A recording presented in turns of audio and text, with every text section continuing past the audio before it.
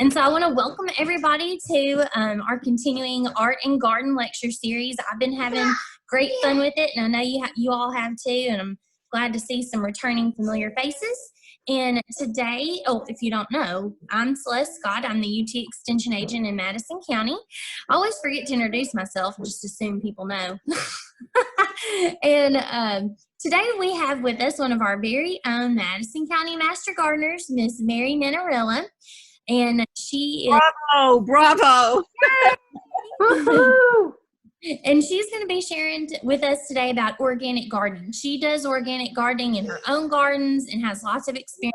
And of course, as we all know, gardening is a learning process. So we're all learning things every day, and she has a wonderful way to share that with us. So I'm just going to turn it over to you, Miss Mary. Thanks, Celeste. I appreciate it. And Celeste will be muting everyone so that if you have questions, type them in the chat box. And she's going to monitor that. And we'll do the questions at the end. So just briefly, I've been gardening organically since about 1976, which tells you how old I am. Anyway, and one of the reasons is this: my children, when they were young, had ear infections constantly. And I couldn't figure out what it was. We finally figured out the cause was food allergies. And they weren't allergic to normal things like milk or nuts or whatever. They were allergic to additives. They were allergic to food coloring, nitrates in meats, that type of thing. So we became really conscious of what was in our foods. As soon as I got them off that diet with additives, they never had another ear infection. So it really was a huge difference in my life. I was at the doctor all the time. So anyway, long story short, I started paying more attention to what we ate. Many of you will have gardened before, but many of you are maybe ornamental gardeners, and some of the rules are a little bit different for if you're gardening fruiting bodies. In other words, if you want something like a cucumber or a tomato or anything that has a fruiting body, you really need 8 hours of sun. Otherwise, you may stress your plants. You might not get the fruit that you want. You want to look for a well-drained area, because if it's holding water, your roots could rot. You want it close to the house, because organic gardening is really vital that you are monitoring your garden. You're out there looking at it, paying attention to what's happening in your garden. And you want it close to a water source, because you don't want to be hauling hoses all over your yard. So if you can have it close, you'll be better. Rain barrels are good. I've got 4 of them, work great. Soil quality we're going to get into in more detail, because that's the main thing about organic gardening. And also, you want to create a garden planner. Don't grow a bunch of stuff that you think maybe your neighbor would like. Grow only the things you love to start. Start small, something that you can control, and then get bigger from there. Calendar is really helpful to tell you when to plant inside, when to sow outside, and when to do your transplants. And you want to keep records, especially because it is most helpful for your disease control. You need to know where you've planted what. And so we'll get into that as well. Why organic? There are a couple statistics I want to share with you I found a little bit scary. I went to the Hummingbird Festival, Holly Springs, Mississippi, a few years ago, and the presenter said that we've seen a drop of 57% of our wild bird population since 1970. The reason isn't just habitat loss, but that wild birds, even seed eaters, all feed their babies caterpillars and insects. And as we're wiping out these caterpillars and insects with our herbicides, our insecticides, we're finding that those populations dependent upon the caterpillars and so forth are dying out. The other thing that I found that I thought a little scary, there's a global study from German scientists. They found we've lost 27% of our insect population over the last 30 years. And I just want to read a quote to you that I thought was kind of stunning. Michigan State University butterfly expert Nick Haddad said, "The decline across insect orders on land is jaw-dropping. Ongoing decline on land at this rate will be catastrophic for ecological systems and for humans.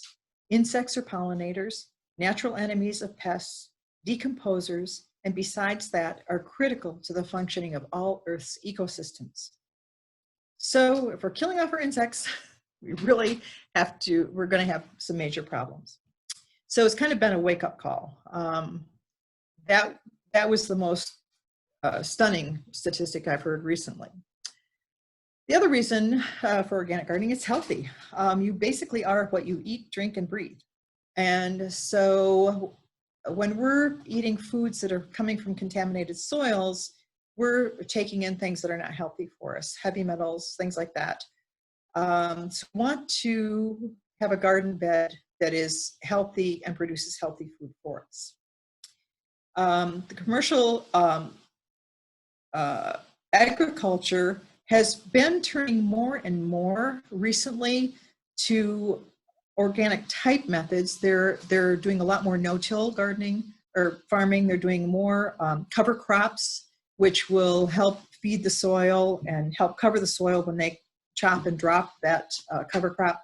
So we're moving in the right, I think we're moving in the right direction. But as a personal home gardener, we can do a lot more in our small area.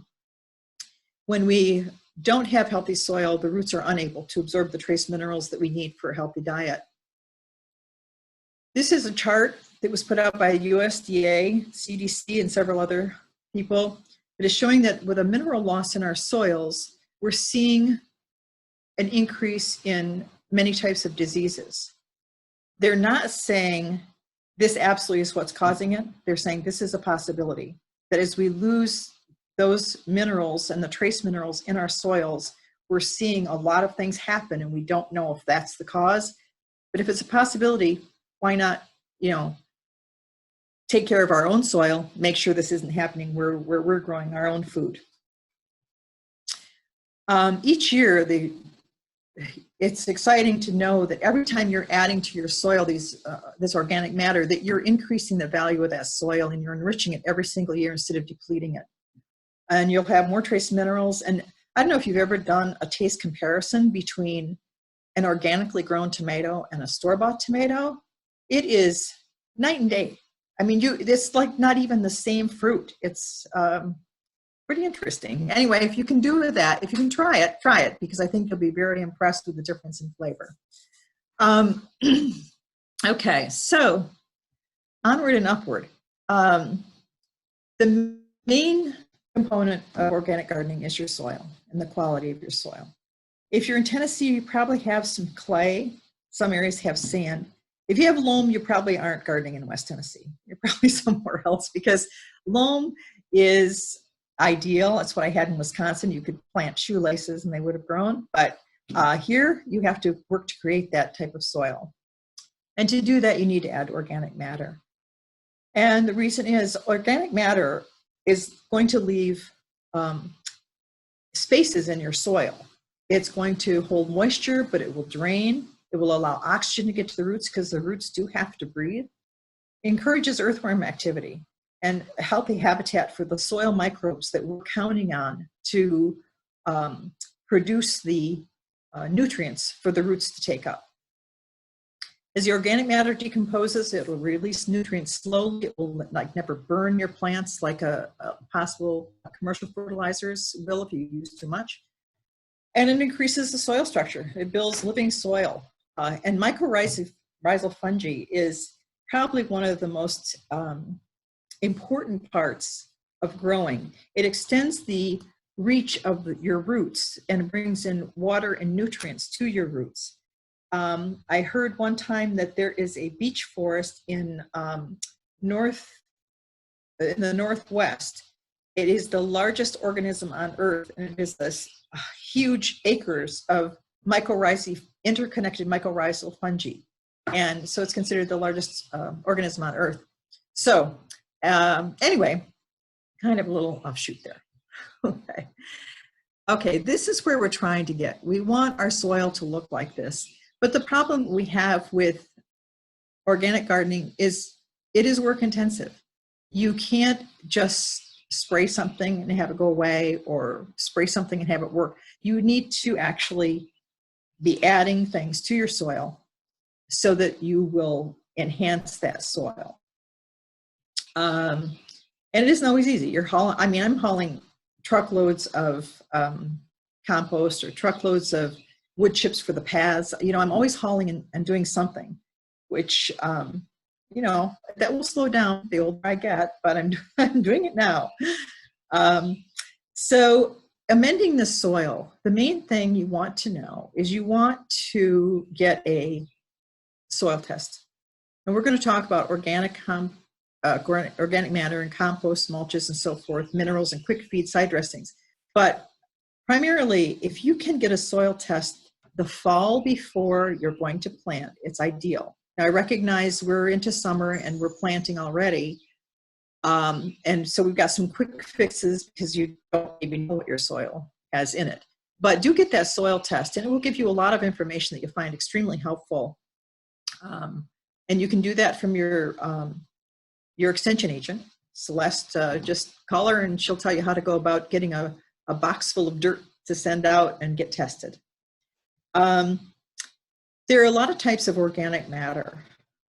One thing is, I never throw out anything from the kitchen because you can compost it.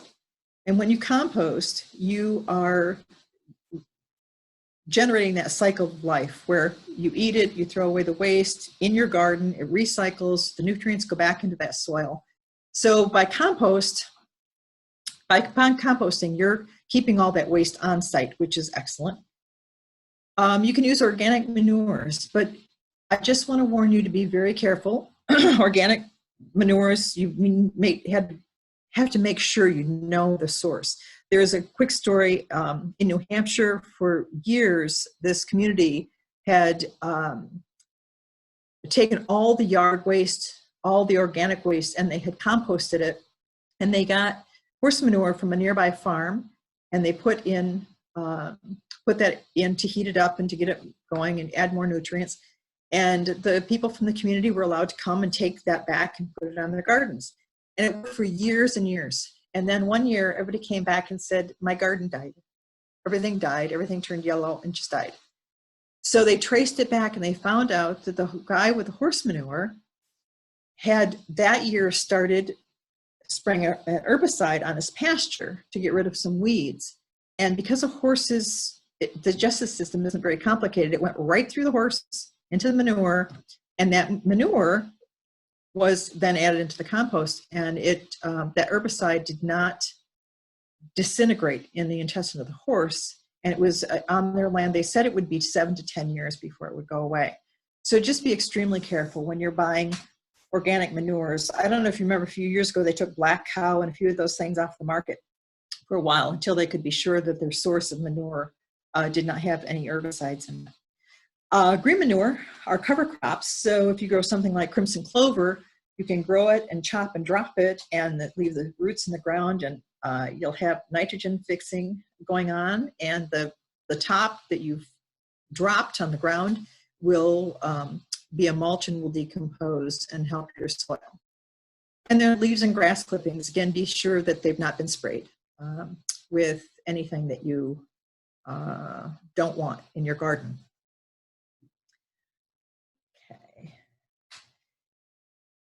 One thing I do in my my compost, if you think about it, cardboard, like your toilet paper cores and your paper towel cores, or if you wipe up a counter with a paper towel, that all can go in your compost. That's all plant-based material, and it's a brown. So we'll talk more about compost, but don't forget to use those things that you might not think of as compost. They certainly are really going to be good for your garden. Okay, nitrogen, I'm not going to go through all these. My go-to for nitrogen-based fertilizer is worm castings and liquid fish emulsion. Actually, are the two things I probably use the most. I've used alfalfa on my corn because corn is a very heavy nitrogen feeder. And so these are all available. But the worm castings, I just feel that they really are giving me the most in my trace elements that I need in my ground, as well as the nitrogen. This is how you might recognize nitrogen deficiency. Really pale leaves down toward the bottom. They just are not greening or staying green. And you'll notice when you give nitrogen to your plant, the new growth will be beautifully green. But do be careful, because nitrogen, if you give too much of nitrogen, you'll get a lot of leaves and you'll get no fruit. So keep that in mind. Extra isn't necessarily better. That's worse. Phosphorus, P and NPK, and again, this will have you'll have a problem with producing seeds and flower fruits if you don't have enough phosphorus in the ground. I don't think we really have a problem here in Tennessee with this. I think in general our phosphorus is pretty normal. I've never seen that as a problem here. But if you start seeing purpling leaves, you'll know that's a sign of phosphorus deficiency. Potassium, it's really important for the movement of starch within the plant and for the breathing. Opening and closing the stomata on the lower side of the plant helps with drought tolerance if you have enough potassium. And you can see to the right that this is a sign of potassium deficiency. If you put too much magnesium in the soil, it will tend to bind up other nutrients. So be careful, but I find the best way, if you're seeing the yellowing as indicated here, to use a foliar spray. Put some Epsom salts in like a tablespoon in a gallon of water and use it as a foliar spray. And I think you'll start seeing your plant come back and greening up. Calcium, we've all seen tomato blossom end rot. And it isn't always that there's enough calcium in the ground. Sometimes it's because it can't absorb the calcium. Sometimes it's a lack of water, stress, can't carry the calcium. I tend to put crushed eggshells in the bottom of all my tomato holes, and I put eggshells all around the tomato plants, and also superfine oyster shell works. Takes a while to break down, but it does make available calcium. Sulfur, I thought this was kind of funny. I'm looking for a good image of sulfur deficiency, and the best ones were marijuana. Sorry, I know y'all not gonna grow marijuana, but look at how distinct that is on this plant. I mean, the yellowing from the stem out toward the end of the leaf, this is by far and away the best picture there was. But sulfur is used to acidify the soil, and it helps in photosynthesis and respiration as well. Excuse me. Okay, so let me catch up here. I'm not paying any attention to my notes. Okay, and if your soil test comes back and says you're lacking certain micronutrients, you can actually purchase a product called azomite, which is a whole bunch of micronutrients that you're not likely to find individually. So you can just put this on when you're preparing your seed bed, and it is available everywhere. And there are other things other than azomite. They have all the micronutrients as well. Excuse me. So side dressings. So I'm assuming, since we're at this time of year, that you probably have you not gotten a soil test, you're going to start seeing things happen to your plants like that magnesium deficiency and so forth. And when you do, there are things that you can do that will help. And for me, I immediately go to a foliar spray. It's absorbed faster than through the soil. And I will often use liquid kelp or fish emulsion in my water. And that will really help spruce up those plants pretty quickly. And if you do that once every couple of weeks, your plants are going to get some nutrients. And of course, using any kind of soil drench that has worm castings or compost tea will certainly help. Okay. Oh, I want to talk about cricket frass a little bit. This is something I've just learned about, and I'm really dying to try it out. Cricket frass basically is cricket manure, and you can add that to as a dry fertilizer, soil additive for the conditioner, and you can put it in your liquid teas. which we'll talk about teas in a few minutes. It contains a natural enzyme called chitin, C-H-I-T-I-N, which is known to trigger natural defense systems in plants. So this is a quote from one of the sites I was looking at. It says, exposure to frass causes the activation of defense response genes, resulting in stronger, more robust plant with biologically superior pest-resistant characteristics. And one guy that I listened to said that this actually has an effect. It's chitinase is what it turns into when it's pulled into the plant leaves. And that when some plants will land on the leaf, it almost like it burns their feet. So they don't stick around the plant. And it said it's actually, they've seen it kill aphids. Just when the aphids try to attach, it will actually kill them off. So this is something I'm trying this year. I've not tried it yet, but I was pretty impressed by all the information that I found on it. Okay, there are some quick fixes organically. If you don't have the capability of making a compost tea or something yourself, you can purchase fish emulsion, liquid fish emulsion that you're going to add a tablespoon at a time to a gallon of water just to put on your plants. And the same with seaweed, kelp and seaweed. These are, like I said, pretty quick acting. And of course, composted manures and Epsom salts that we discussed already. Okay, so to make compost tea, you have to have compost. So there are a lot of ways to do compost, and the lazy way, and I have to admit this is my way, I throw stuff on a pile, let it rot. So what I do is I take my kitchen waste, which I gather, and then I throw it out on the compost bin. I throw a couple handfuls of leaves on the top.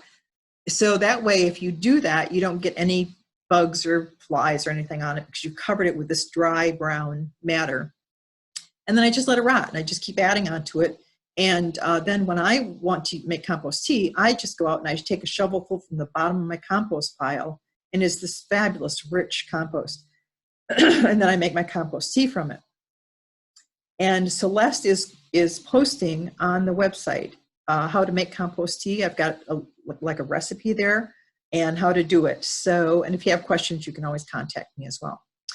The compost pile should be kept damp but not wet.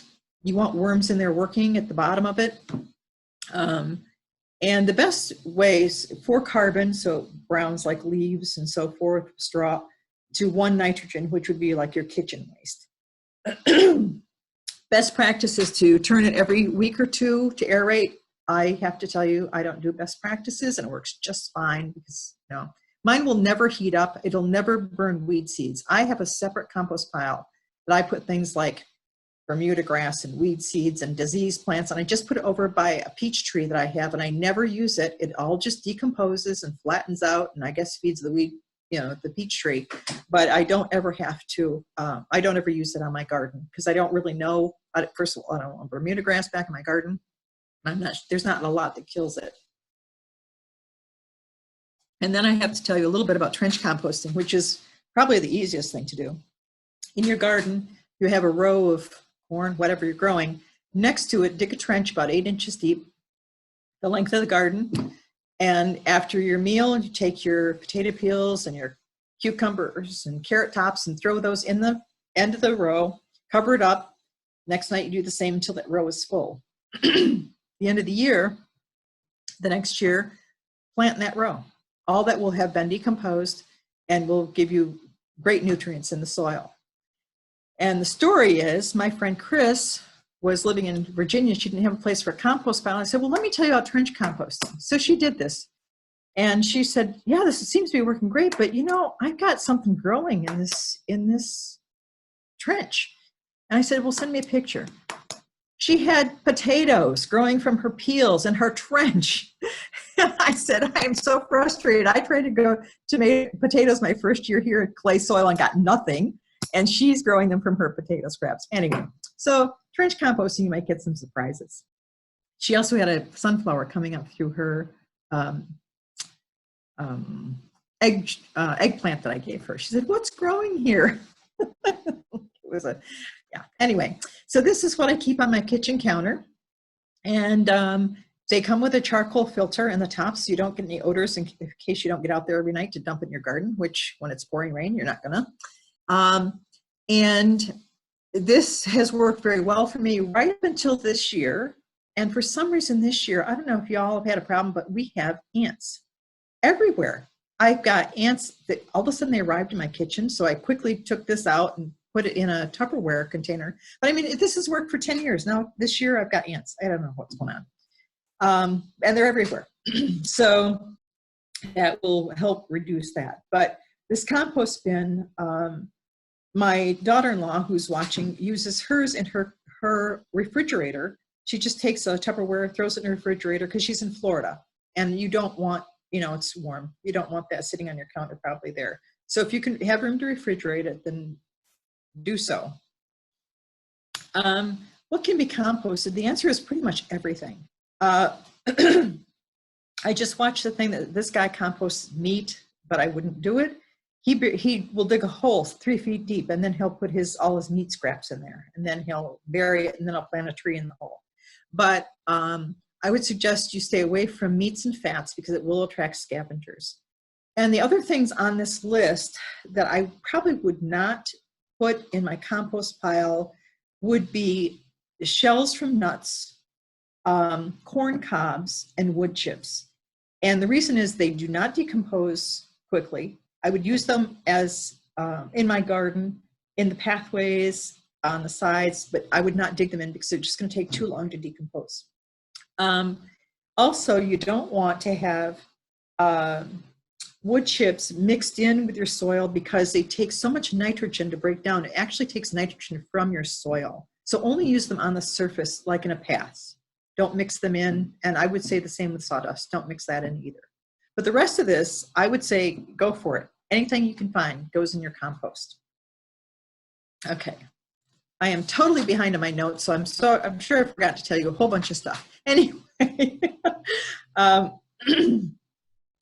okay. Once you get your soil healthy, because you're adding this compost, you're adding this organic matter to your soil, try not to till it. Because what happens is with tilling, you are disturbing all the weed seeds that are below that surface. And the last thing you want is to have to weed. If you can do your garden without tilling and just simply keeping it composted and mulched, and then planting, just digging the row where you want to plant, you're going to have far fewer weed seeds, and your soil microbes will be much happier, and your worms will be happier. You want to avoid compaction because your roots need air and water, and the more compact your soil, the less they're going to get. And mulch is vital. We'll go into that a little bit more. I just had to find something with a worn path. This, you know, nobody's been out there weeding that path. That is strictly people walking on that soil, compacting it year after year, and it's going to, if nobody ever walked on this again, it will take years for that soil to come back and produce.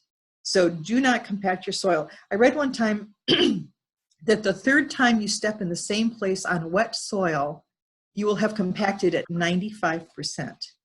So constantly be aware of not stepping in your garden beds. It's really vital to keep those pathways open. You want to create beds that are narrow enough to reach from each side, so you don't have to step in.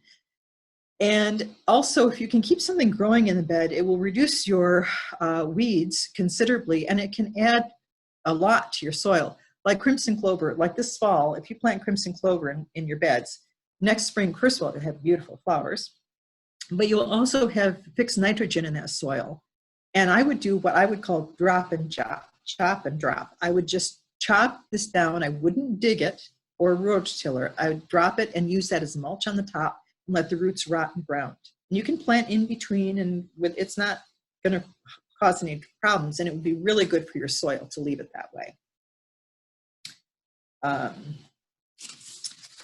Okay, one of the reasons you don't want to compress your soil is because at the roots of your plants, there's an area called the rhizosphere.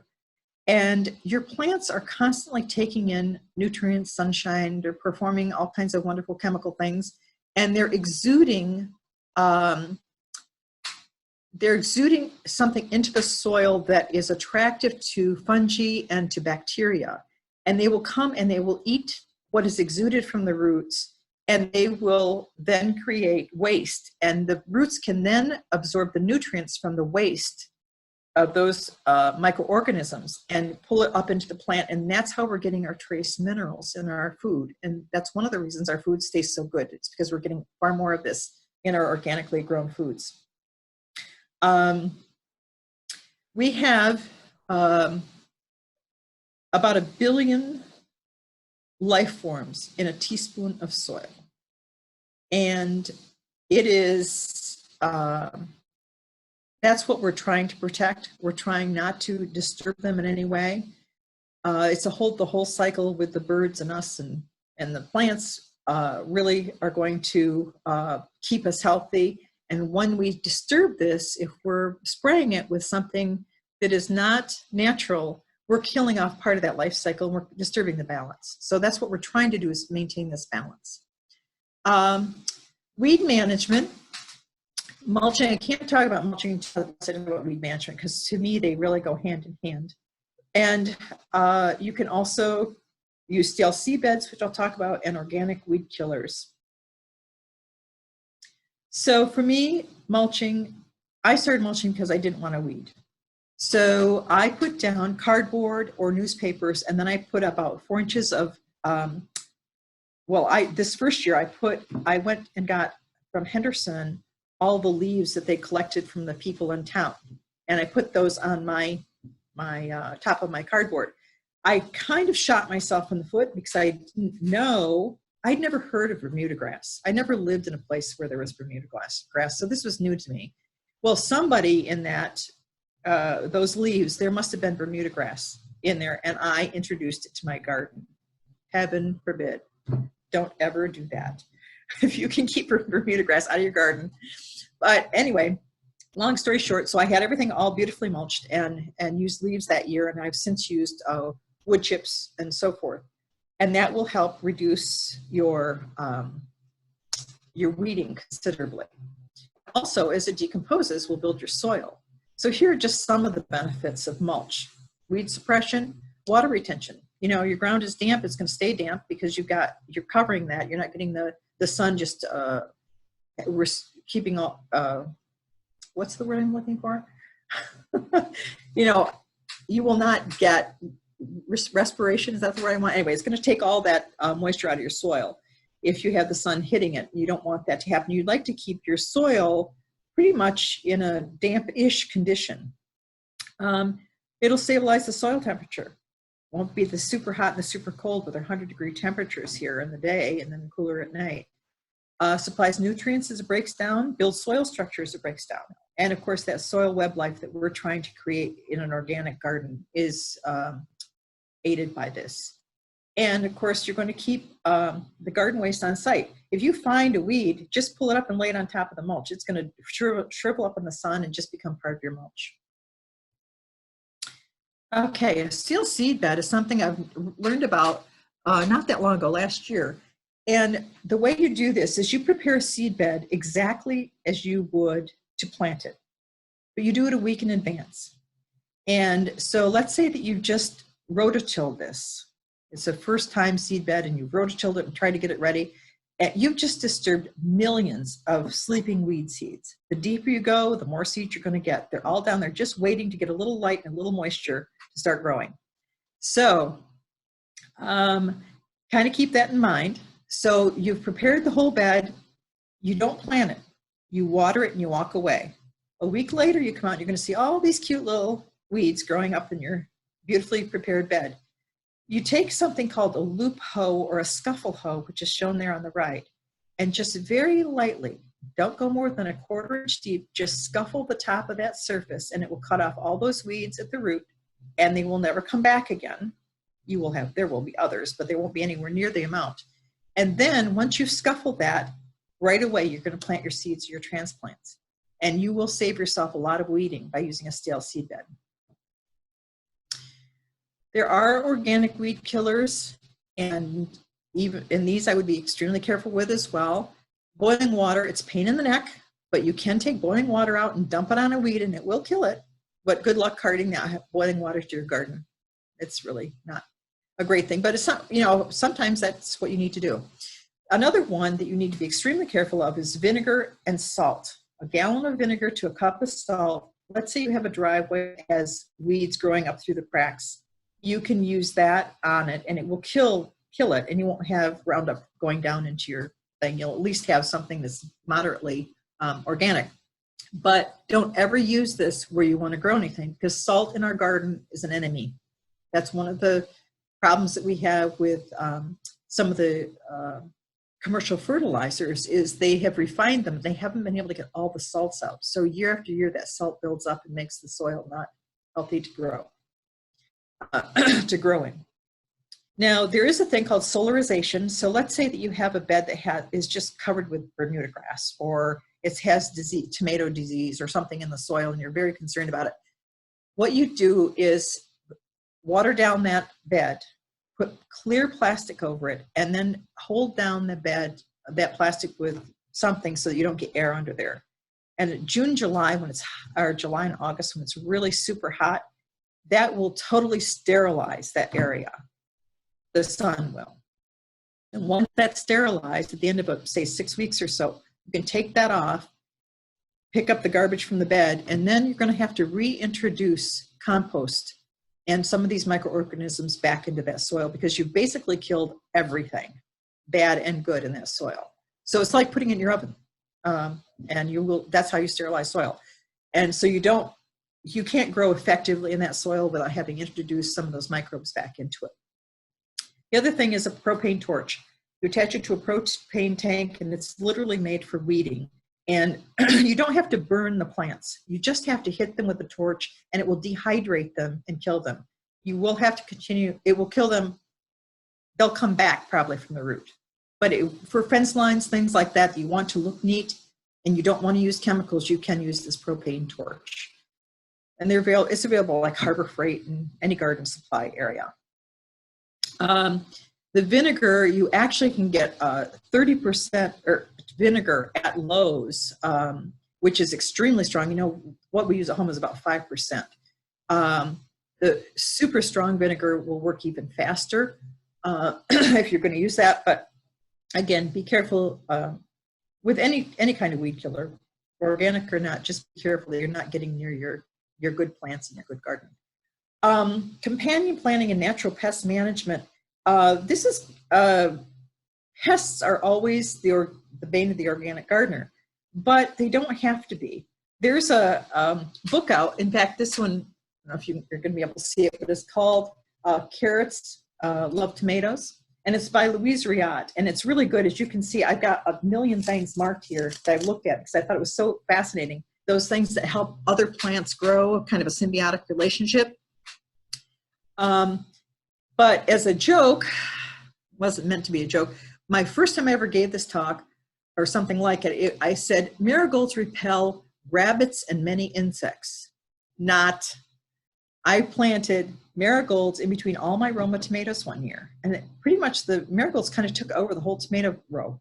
And I was like, oh my gosh, you know, I'm down there digging for Roma tomatoes. What do I find?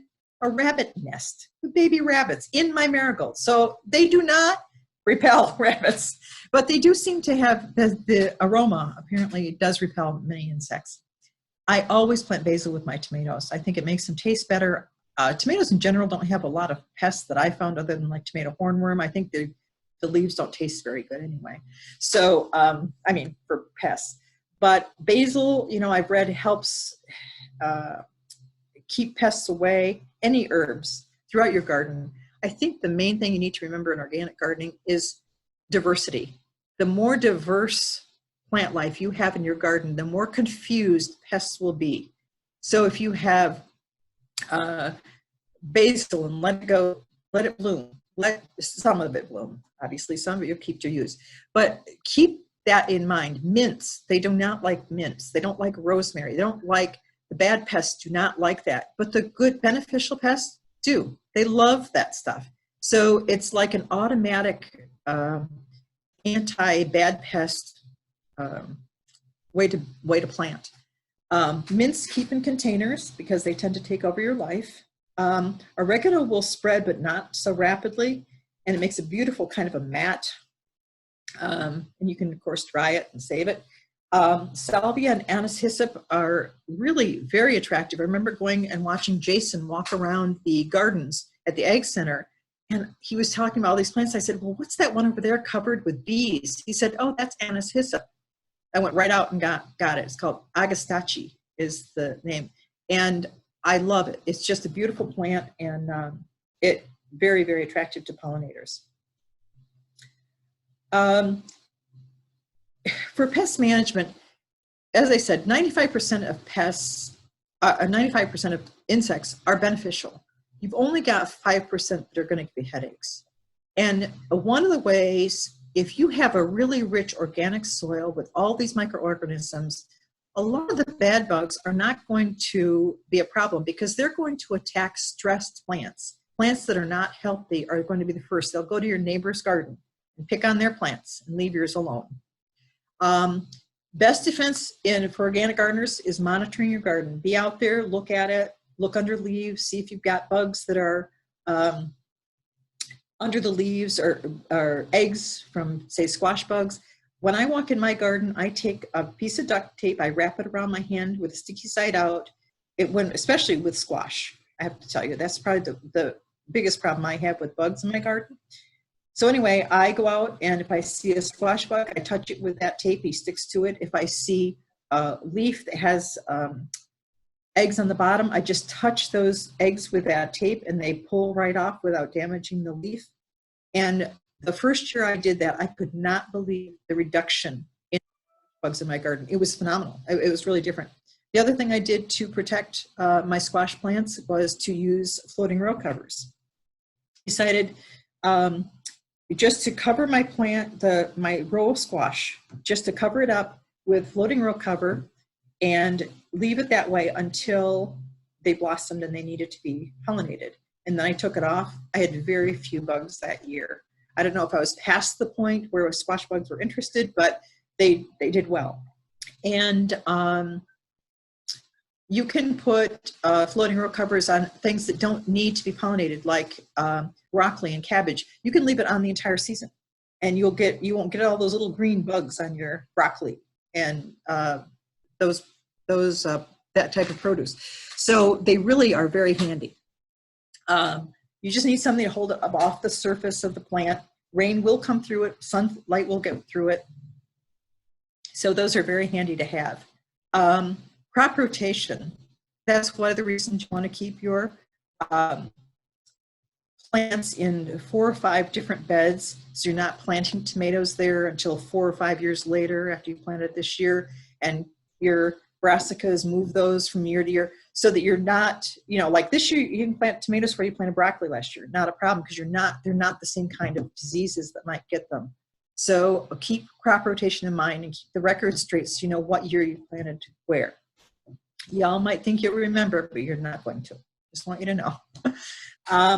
Crushed eggshells. I use these around my plants. Snails, slugs don't like to cross over them. I don't have a lot of problems with snails and slugs, and I don't know if it's because of the mulch. I'm not sure. You'd think that they would be worse, but I've never really had that problem. But I do use them just in case. Bird netting, of course. A lot of people have trouble with birds on their tomatoes, and instead of letting my tomatoes get completely ripe, I do pick them as they're turning and let them ripen in the house, because the birds, if they're nice bright red, the birds will peck at them, and they'll leave 1 or 2 pecks per tomato and then go on to the next one. So you might need bird netting, or you might want to pick them a little bit earlier than you normally would. Also, I found that birds don't like yellow tomatoes. I guess they only like the red ones, but I've grown yellow tomatoes and they aren't bothered at all. So it's a color thing, I think. Diatomaceous earth I use. This is one of my go-tos. I use that on my eggplant because flea beetles will just make lace of my eggplant leaves. And so in the evening after the bees have gone to bed, I dust the leaves with diatomaceous earth. You do have to repeat it if it rains, it'll wash off. But it's very, very sharp edged, and they do not like any of the it'll kill anything soft-bodied, and that includes bees. So be extremely careful not to get it near the flowers, and to do it late later in the afternoon. Duct tape I told you about, I love it, it's great. And cricket frass, I'm really excited about trying that and seeing if that chitinase will reduce any pests that I might have. Okay, I've gone through a whole page of notes and haven't looked at them once. Okay, trap plants. I noticed I had a huge row of wild grapevines, about 40 or 50 feet from outside my garden, where my green beans were growing. And it was a really heavy infestation of Japanese beetles a few years ago. I had 1 or 2 Japanese beetles on my beans, and my wild grapevines were covered with them. So I let them eat the wild grapevines. I didn't care. So be aware of what might be a trap plant for the type of pest that you are trying to get away from. I did have trouble with my cherry trees. They just love cherry trees. So I just went out really early in the morning for Japanese beetles. I took water and soap in a jar, and then early in the morning, they're not moving very fast, and you can just drop them off into that soapy jar. If you wait till afternoon, they'll fly away. So you have to get out there early. Chickens love bugs. These are baby chicks I had a couple of years ago, and I have a chicken run around the outside of my garden. And so they go through that chicken run, and there's not a bug to be found in that run. And I really had no trouble with ticks or bugs of pretty much any kind in my garden. There are organic insecticides and pesticides. And again, I do want to mention that when you kill caterpillars, you're killing bird food. Caterpillars turn into butterflies. So, kind of think about this. Okay, can I put up with this? And you can hand pick caterpillars. They're pretty obvious if you don't. And like hornworm caterpillars on my tomatoes, I had one year, I had put the tomatoes in a cage where the birds couldn't get in, and I had problems. But apparently the birds eat those, because when it's out in the open, I don't have a problem with hornworms. But you can hand pick those easily. And if you find little white things on those hornworms, leave them alone, because that means that a parasitic wasp has laid eggs in that, and you want those to reproduce, those parasitic wasps. So be very careful with what you're using, so that you don't kill anything that's good, like a bee or any of our native pollinators. Again, diatomaceous earth on flea beetles, slugs. You can use OMRI labeled products if you're growing organically. Spinosad is one of them for thrips, caterpillars, flies, beetles, grasshoppers. I just don't have these problems in my garden, and I don't know why. I don't know if it's because the soil is healthy, but I really have very, very few problems. So I think the healthier you can get your soil, the easier you're going to have with a time with pests. Disease management. So this is a preventative measure for blight, and I don't know why it works. I've tried to research it, but there's something in milk that seems to offset disease somehow. So this is something that you would mix up and put this a handful in your transplant hole when you're out there working in the garden. And like I said, the Epsom salts, of course, would be magnesium, but the milk, I just don't know what that is that helps, but it seems to. Disease control from below, back to healthy soil again. For some reason, it just keeps everything in balance, and you're trying to get that symbiotic relationship going and continue to move. And it does protect the plants. The stronger the roots are, the stronger the plant is. So those microorganisms are really vitally important. And don't let your plants get stressed. Don't let them dry out. Don't let them, in any way get stressed. If they are, they will be the first target of a pest. Stressed also if they don't have enough nutrients. Okay, this I have used on my cucumbers. I noticed that my cucumbers were yellowing and looked to be getting a fungus. So I sprayed them with 1 cup water to 9 parts, 1 cup milk to 9 parts water, and just put it all over the cucumbers. I did that about every 5 days or so until they start looking healthy again. And don't know where the fungus came from, but cucumbers don't, they're not long lived. You have to keep them picked, number one, or else they're going to not produce. And I pretty much will do cucumber planting every 3 weeks during the summer because I love cucumbers. But when I saw that right away, I tried it and it worked well. I don't use the second one only because I'm not so good at getting out there early morning or late night to spray. And when you use oils, you don't want to use them during the heat of the day because they can burn your plants. Another way for disease, to help disease, is to grow vertically. By getting airflow through your plants, you're going to reduce fungal diseases, because you need that airflow. Save space when you grow vertically, and of course it's easier to harvest. This year I've actually created a cattle panel arch between my new raised beds, and I'm going to be growing my green beans on them, my pole beans, so that I don't have to bend over. This getting older is really a pain. So this is some of the produce from my garden. Not this year, obviously, but it's all healthy. I mean, I had no diseases, no problems. So, and you can do it organically. And in conclusion, gardening is good for you. I mean, it's good to be out in the sun. It's good to be working in the soil. It just keeps the cycle of life going. You're keeping your waste on your own land. And it's just a positive experience in my book. I don't know where I'd be if I couldn't get out in my garden. And as far as, don't worry about pests.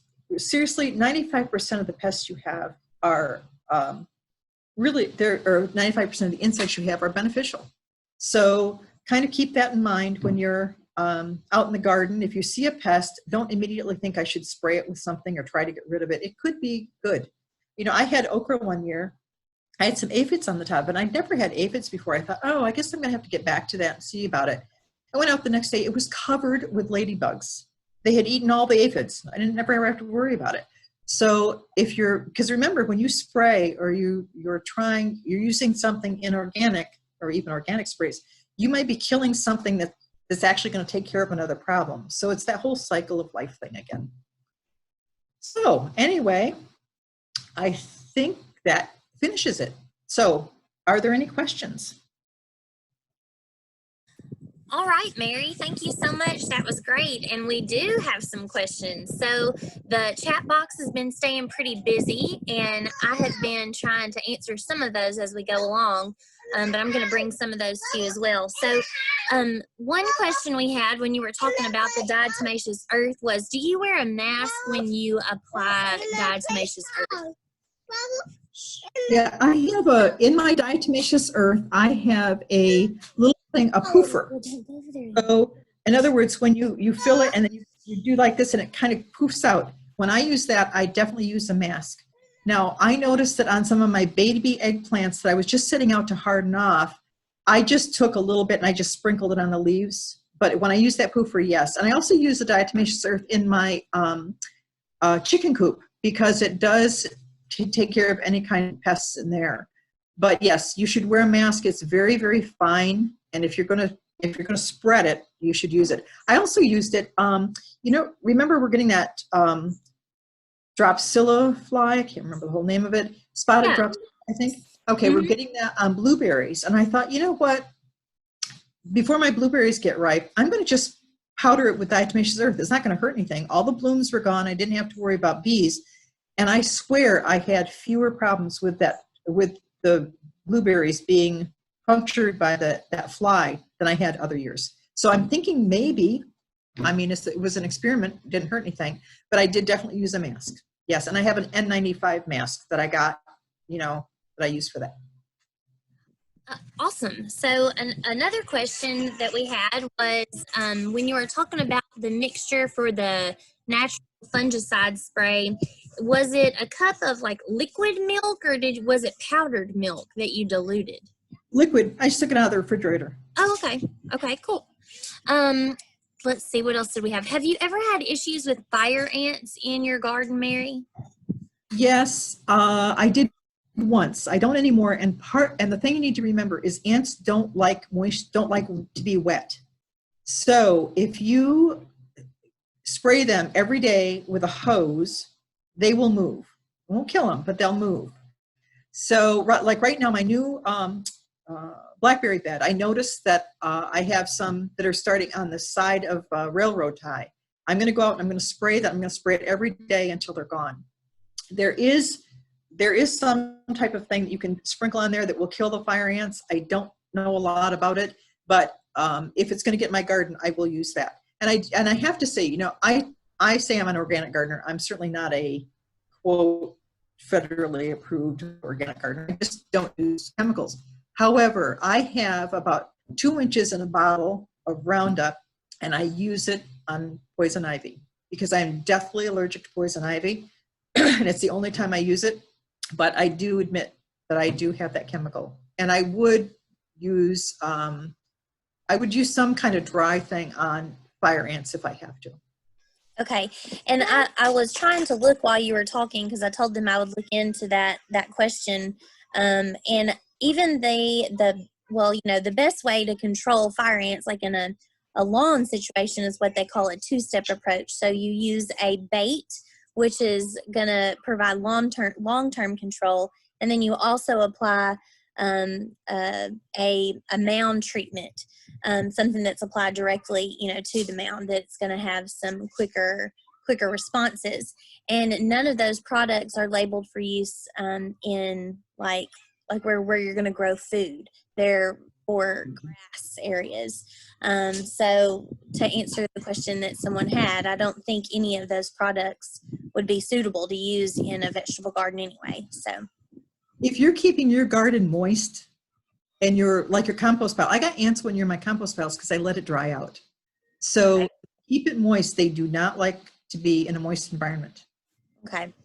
And then I know you had mentioned that several years ago, you know, the people who were making the compost materials weren't selling it, I guess, because they wanted to make sure that their suppliers were not using products that came from areas where herbicides have been applied. I guess that's all taken care of now, right? That, to the best of my knowledge, anything you buy commercially, they have taken care of that product. Okay, good, because I use Black Cow a lot, and I know we had a few other people ask about that on here. I think that was quite a scare, and I think Black Cow probably learned their lesson. Yeah. Let's see. What else? Oh, so Kelly asks, she says she hasn't found a yellow tomato that does well in her Shelby County garden yet. Does anyone on the call have any favorites? What about you, Mary? I know you do a lot of tomatoes. You know, I haven't grown it for a couple of years, but I had a little yellow pear tomato that I grew. Have no recall what the name is, but it's like one of the small tomatoes. It's not the big fat yellow ones. Yeah. The reasons I don't grow yellow too often is because I can most of my tomatoes, and they don't can well. They're very low acid. Acid to them to can. Got it. But I'm sorry, I don't have an answer for you on that. Okay. Let's see. I'm just going back through all the chats. I think we have addressed pretty much everything. Oh, I do remember someone had asked, do you ever add any amendments to your garden other than the compost that you are producing, like Pro Mix with mycorrhiza or anything else like that? Okay, I start all of my seedlings in Pro Mix with mycorrhiza. That's my base potting mix that I use for everything to start my transplants. I don't add it to the garden other than what's around the roots when I put it in. One thing I do have, a few years ago, 3 years ago, we had a tree company come in, and they cut down they did a lot of limbing up and a lot of things like that. And I told them to leave all of the wood chips on my property in 2 big piles. And this year it was totally decomposed into the most beautiful looking compost soil you've ever seen. So I'm putting that on my garden this year. I use fish fertilizer. That fish emulsion is my go-to, along with kelp. And those both are really good to water with and because they're more easily accessible to your plants. Sometimes we're gardening based on, oh, why is it turning yellow? And you have to figure out what's going on. And some of these things, like the azomite, is a very broad spectrum, you know, with those minor minerals. And yes, for sure, use those, because you don't know necessarily what's wrong with your plant. And as long as they can absorb the minerals that you're putting on there, go ahead and use them. Cool. Let's see. We've got a few more that just came in. Where would one look for cricket frass? I just go online. It's available anywhere.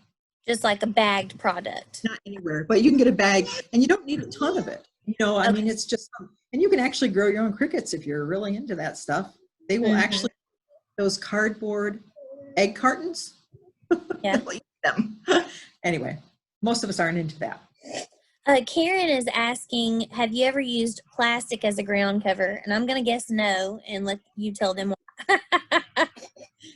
Okay, I don't, but I just, for one thing, you're not going to get anything out of it, and you're going to have to pull it up in shreds probably. You're down the road. But when you use natural things like wood chips or whatever on the surface, those are all going to decompose, and they're going to become part of your soil web, and they're going to be really good for you and good for your garden. Whereas plastic is basically going to be a waste product. You're going to have to try and haul it all off and throw it away and replace it. So I'm not too big on extra work. Any other questions anybody's got? Yeah, so if anybody has any other questions, feel free to just unmute yourself and field that question. I've been keeping an eye on the chat box and bringing those to the discussion, but if you want to add something, feel free, please do.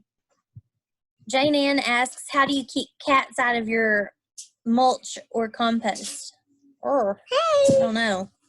I don't have any cats. Get rid of your cats. No, I'm just kidding. I actually don't have one of those. I have no idea what you would use to do that. A bigger cat? I don't know. A bigger cat? No, I'm not sure. Sorry. Let's see. I've read to put dry rice out, and the ants eat that, and then the rice swells in their guts and they explode. I'm not sure about that. Janet? I've heard about it, but I have no idea if that's true. Yeah, me either. Don't know how. I do. My go-to is keep the anthill sopping wet, and they will go away. Okay. All right. Well, I think that's everything. And you've had lots of comments on here, Mary, about how much people enjoyed your talk, and you did a wonderful job. I really appreciate you. Well, great. Well, I appreciate you all showing up, and you know, I'm always open for questions. I love organic gardening, and I just think it's the wave of the future. I think commercially we're actually moving that direction with our no-till and our crops. I think that's going to be the wave of the future. I did read kind of a scary thing. They said if we keep growing the way we are, our soil will be used up in 60 years. So we have to back. We just have to start adding back to that soil. Yeah, definitely.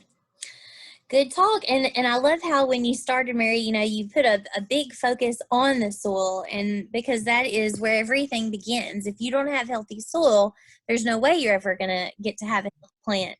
And really that's the root of everything, is we always need to go back to the ground, right? Yep. Go to the ground. Absolutely. Protect it with your life. Yeah. Okay, guys. Well, I appreciate everybody coming. And like I said, I recorded this, so we'll be posting it up on MadisonCountyMG.org. And of course, I've been putting notifications on the Art and Garden Facebook page with links to those YouTube videos as well. So I'm just so glad to have everybody, and y'all enjoy the rest of your week. It's a beautiful day. I think we need to get out there and garden. Thank you all. Thanks. Bye. Bye-bye now.